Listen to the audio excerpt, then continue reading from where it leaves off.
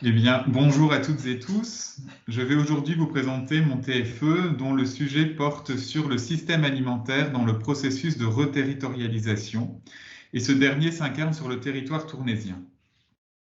L'intérêt pour cette thématique me vient de mon histoire personnelle et familiale.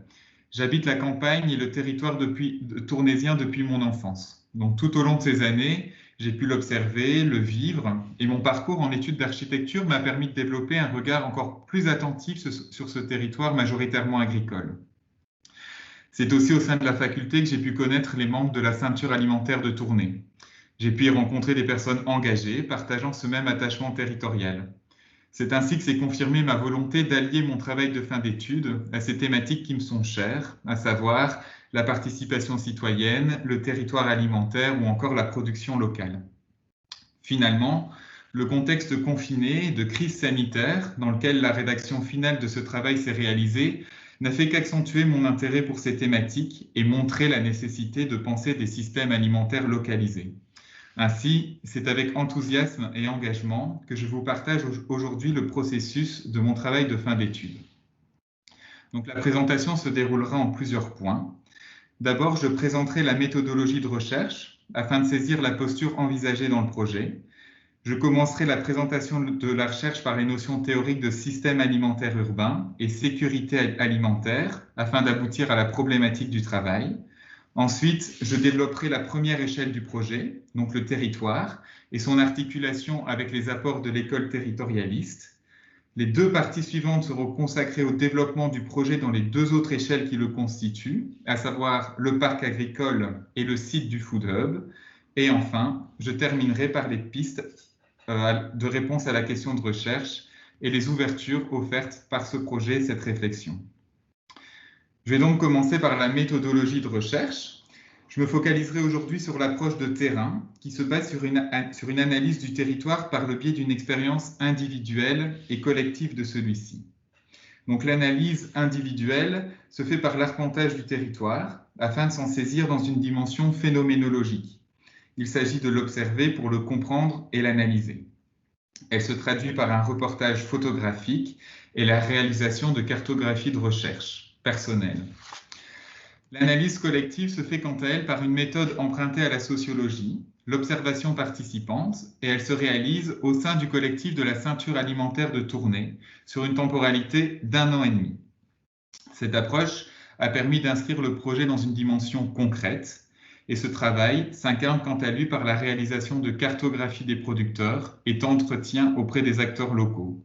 Ainsi, la méthodologie dans ces deux dimensions traduit cette ambition de travailler avec et pour le territoire tournaisien. Alors, ce territoire est plus précisément appréhendé autour du fait alimentaire. Ainsi, l'un des concepts clés mobilisés est celui de système alimentaire urbain. Donc, ce schéma présente de façon simplifiée les composantes principales d'un système alimentaire et il révèle la nécessité d'approcher la question de façon intégrée au vu de l'interrelation entre les différents éléments qu'il compose, comme la production, la transformation ou encore la distribution. En termes contextuels, le système alimentaire urbain actuel suit un modèle globalisé, basé sur une organisation pyramidale du réseau d'acteurs, dont le sommet est dirigé par des flux monétaires. Ce système mondialisé est dépendant du pétrole, tant pour la production que la distribution ou encore la transformation des denrées. Cette dépendance à l'énergie fossile en fait un système non pérenne et instable. Cette instabilité est d'ailleurs renforcée par les conséquences climatiques, biologiques, sociales et sanitaires que ce système agro-industriel implique. La crise sanitaire actuelle révèle d'ailleurs ce lien entre santé, changement climatique et flux mondiaux. Le travail trouve ainsi son hypothèse de départ. Le système alimentaire globalisé apparaît comme l'un des agents majeurs de la déterritorialisation. Cette notion, développée par Alberto Maniaghi, se caractérise par un affranchissement vis-à-vis des contraintes territoriales. Les territoires ne sont alors plus que le support de nos activités humaines, nous les traversons sans réellement les habiter. En plus d'apparaître comme non viable à long terme, l'instabilité du système globalisé met en question la disponibilité et l'accès à la nourriture en suffisance pour tous. Ainsi, c'est aussi la notion de sécurité alimentaire qui est mise à mal. Sur ce point, Le cas de la Belgique est particulier en termes de sécurité alimentaire. En effet, comme le montre ce graphique, sa densité de population et la réduction constante des terres agricoles au profit d'espaces bâtis augmentent les risques de crise alimentaire en cas de chute du système mondialisé. Donc, afin de cerner l'échelle de la réflexion, c'est le territoire de la commune de Tournai qui est apparu comme particulièrement propice pour penser la sécurité alimentaire, tant dans ses données spatiales que dans ses données sociales. En effet, au niveau spatial, Tournai possède un centre urbain entouré d'une vaste ceinture agricole. Et en termes de distribution, le territoire est parcouru par des voies de communication fluviales, ferroviaires et routières qui permettent une ouverture à un réseau plus vaste.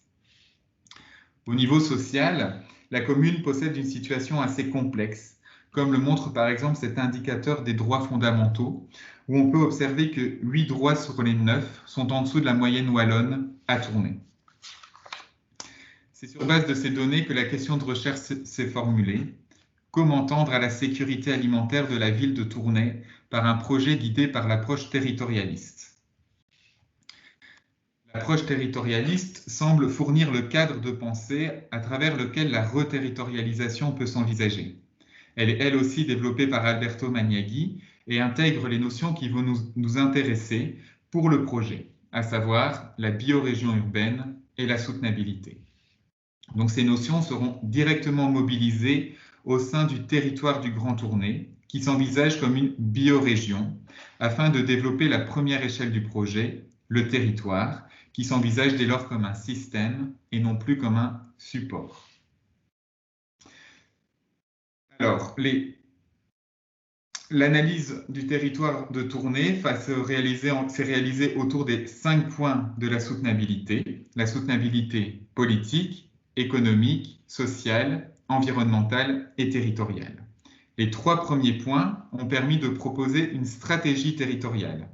Donc, elle considère le réseau d'acteurs afin de repenser la gouvernance du système alimentaire à l'échelle organisée, localisée, et selon une organisation plus horizontale.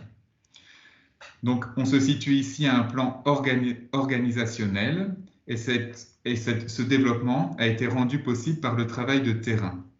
Donc, dans le cadre de cette présentation, je vais développer plutôt la dimension spatiale, incarnée par les 2 autres points de la soutenabilité. Donc, d'abord, la soutenabilité environnementale, qui met l'accent sur l'écosystème territorial et donc sur les boucles de rétroaction qui s'établissent entre la ville et la campagne. Ainsi, cette carte situe les producteurs, les distributeurs et les actions citoyennes engagées dans une démarche de relocalisation du système alimentaire. Elle établit que ces énergies sont en cours sur le territoire tournaisien, mais aussi au-delà de ses limites administratives. La soutenabilité territoriale, quant à elle, nous amène à analyser le territoire dans ses éléments constitutifs afin d'en dégager des structures paysagères pérennes. Le territoire du Grand Tournai est alors analysé sous l'angle des espaces ouverts et de ses temporalités. Donc les espaces ouverts intègrent les espaces productifs, donc champs, prairies, forêts, et le réseau hydrographique. Ces éléments territoriaux appartiennent aux temporalités lentes du territoire. Pour être complet sur ce point, le travail convoque aussi les routes locales et les chemins vicinaux. Cette temporalité sera étudiée en tant que support de distribution alternatif dans le projet. Les temporalités rapides mobilisent quant à elles un réseau de distribution d'échelle supracommunale, à savoir les réseaux autoroutiers, ferroviaires et fluviaux. Donc, cette analyse par superposition a permis d'identifier 5 corridors de continuité productive entre la ville de Tournai et sa ceinture agricole. C'est ce qui a été qualifié de projet de territoire. Le développement de l'un de ces corridors a permis de développer la 2e échelle du projet, le parc agri-urbain. Donc, le parc agri-urbain s'envisage comme un scénario de développement d'un des corridors autour de la notion de continuité. Donc, le travail s'intéresse au corridor qui se situe entre l'Orieux de Barge et l'ancien chemin de fer vicinal. Son analyse a permis de cerner l'enjeu du projet à cette échelle, soit de penser un système alimentaire résilient par une mobilité territoriale alternative comme support de distribution dans un parc agri-urbain à Tournai. Donc le parc se structure autour des notions de séquence, de nœud et par ses limites.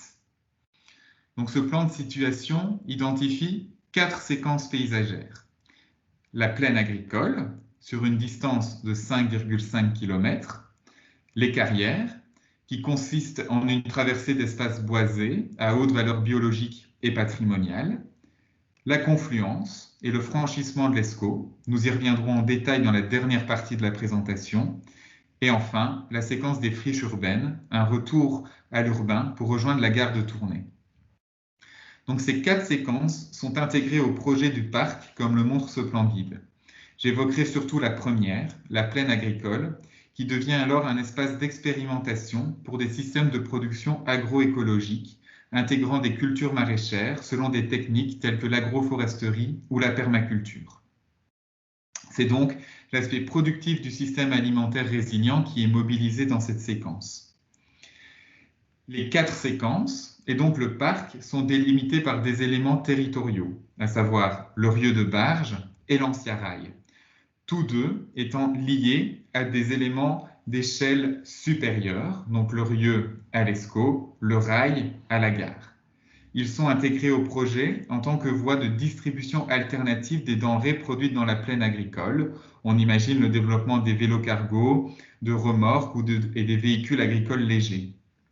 En parallèle, ils deviennent 2 parcours qui permettent l'arpentage du parc par les habitants pour vivre le paysage nourricier. Donc, on retrouve le parcours de Barge qui traverse le parc dans son creux, au plus proche du Rieu, et le parcours du rail qui offre quant à lui divers rapports à ce paysage, tantôt en creux, tantôt en surplomb de la plaine agricole.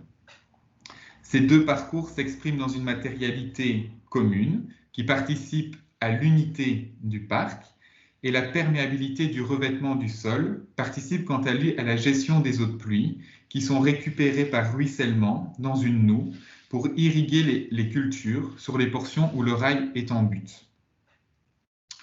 Alors bien que ces éléments territoriaux marquent des limites fortes au parc, ce dernier s'envisage comme un système ouvert par la notion de nœud. Donc il intègre 10 nœuds, et j'entends par nœud des points d'entrée ou de sortie du système. Donc ce sont des lieux de projet localisés qui participent à la cohérence du parc. 6 d'entre eux possèdent déjà une fonction préalable au projet, qui s'inscrit dans la dynamique du travail. Ainsi, il y a déjà par exemple une AMAP, une salle des fêtes, qui participe à considérer le fait nourricier aussi dans sa dimension sociale, villageoise. Les 4 autres nœuds sont désaffectés, mais possèdent des structures appropriables pour en faire des lieux de projet, participant à la logique du parc, notamment inspirés de l'agrotourisme, avec par exemple des logements pour les travailleurs saisonniers dans les cultures, des espaces de sensibilisation, ou encore le développement d'un savoir-faire local autour de la cuisine et de la gastronomie. Le projet se basant sur les articulations d'échelle, resituer ces nœuds à l'échelle territoriale a permis d'identifier que finalement, 3 de ces nœuds étaient transcalaires, c'est-à-dire qu'ils participent à la logique locale du parc, mais leur position leur confère un écho territorial, notamment en termes de distribution, étant situés sur des voies de distribution supracommunales. Donc nous nous intéresserons ici à celui qui permet de mobiliser la 3e et dernière échelle du projet, le site du Food Hub, au niveau de la confluence entre le Rieu de Barge et l'Escaut. Donc ce nœud est apparu comme particulièrement porteur pour développer un équipement lié au fait alimentaire urbain par sa position en confluence qui s'inscrit dans les enjeux de continuité. Donc une confluence physique entre le Rieu de Barge et l'Escaut. Donc le parcours de Barge vient rencontrer les quais. La continuité avec Tournai Centre peut alors s'établir et le prolongement du parcours du rail vient quant à lui établir la continuité avec la ceinture périphérique de Tournai au niveau de la gare de la place Combet, qui est d'ailleurs un lieu de marché. Donc, ce site vient aussi terminer le parc agri-urbain en développant sa dernière parcelle et il s'inscrit dans les dynamiques citoyennes de la rive gauche de l'Escaut. La présence de 2 unités bâties conséquentes, des bâtis désaffectés en plus, laisse la possibilité d'un développement futur plus conséquent du site pour mobiliser finalement l'ensemble de la rive gauche autour du fait alimentaire. Donc le site développe un food hub qui peut être défini comme un pôle logistique centralisé, facilitant la gestion des denrées produites localement. Dès lors, il s'envisage comme un site productif, distributif et habité. Donc en tant que pôle distributif, il intègre différents éléments de programme qui viennent composer le site. Donc un monte-charge s'articule à l'ancien rail et se prolonge en une première halle de stockage pour les denrées non transformées. Plus loin, 2 halles, unifiées par une couverture commune, accueillent les espaces de transformation des denrées, à savoir la cuisine centrale, la légumerie et la conserverie. Ces dernières ont été dimensionnées pour approvisionner les cantines scolaires et hospitalières de la ville, ce qui équivaut à 2500 repas par jour, soit 1,5 tonne de légumes par jour à traiter. Ainsi, 3 halles structurent le site et une matérialité commune au sol établit le lien entre les différentes voies de communication fluviales et routières. En tant que pôle productif, le projet intègre des parcelles de maraîchage. Elles viennent s'articuler à la fin du parcours de barge et au quai par le développement d'un parc au bord de l'Escaut. Elles intègrent le dernier élément bâti du site, un espace citoyen qui vient délimiter les parcelles de maraîchage aux abords du rieu de barge. Il se compose d'une cuisine commune et d'une grainothèque.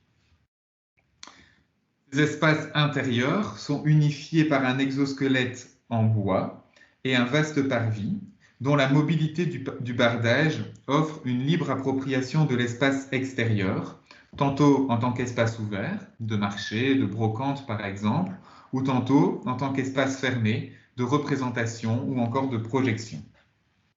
Ainsi, le projet développe un paysage sur ce site qu'il cherche à mettre en relation avec les espaces intérieurs afin de vivre de façon totale ce paysage.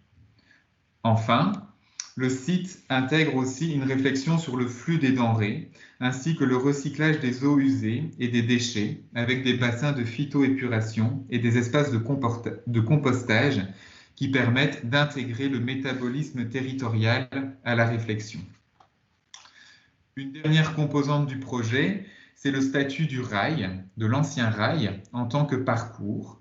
Ainsi, au niveau du rail, le monte-charge se prolonge verticalement afin d'offrir un point de vue sur la ville de Tournai et accompagner ce parcours de l'ancien rail. Au niveau des quais, le rail vient s'articuler à la rive gauche et à la rive droite par 2 pentes qui deviennent alors des entrées, des accès dans le parc agri-urbain.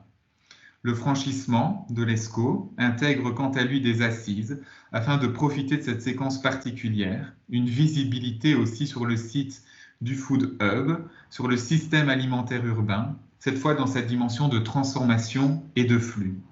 Ce sont donc finalement les 3 composantes majeures du système alimentaire qui ont pu être convoquées dans le projet, donc à savoir la distribution, la transformation et la production des denrées à l'échelle du parc.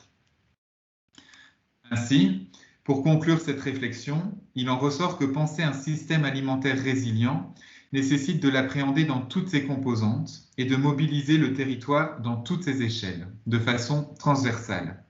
En effet, le projet de territoire a permis de cerner des structures territoriales porteuses en termes de production et de distribution alimentaire. Cependant, le travail connaît à cette échelle une limite. En effet, la recherche inscrite dans le concept de biorégion urbaine aurait dû s'affranchir des limites administratives. Cependant, ces dernières ont été choisies afin de mieux cerner le réseau d'acteurs et limiter l'action du projet. Ainsi, un travail complémentaire, considérant cette fois les limites géographiques, pourrait poursuivre cette recherche. Ensuite, les questions de production et de distribution alternative ont pu être développées grâce à l'échelle plus restreinte du parc agri-urbain, dans ses séquences, ses nœuds et ses limites, pour aboutir à une mobilité alternative de distribution alimentaire et une réappropriation du paysage productif.